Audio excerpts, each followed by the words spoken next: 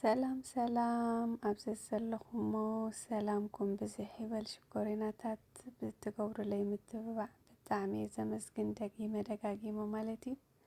ሎም መዓልቲ ከዓ ፍልይ ብዝበለት ሓደ ሱፕ ሒዘልኩም መፅእ ኣለኹ። ምዛ ቁሪ ሲዝን ትኸይድ እያ ማለት እዩ።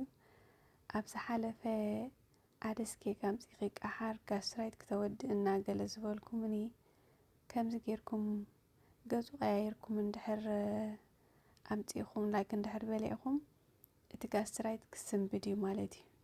ዲላይ ትሃብዎ ዓጀኹም።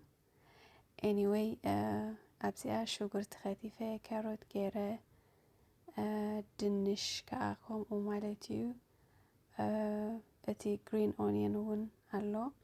ኣክቹሊ ኣብዚ ሳለሪ እየ ክጥቀም ግባእኒ ነይሩ። ሳለሪ ተዝኸውን ጥዑም ምዃነ ነይሩ ግን ኣጋጣሚ ነበረንን ኣብ ገዛ ዝነበረኒ ተጠቂመ ዓደስ ሕፅብ ኣቢለ ገይረ ቀማማት ከዓ ካሞን ጋርሊክን በርበረ ፀሊም ገይረ ማለት እዩ።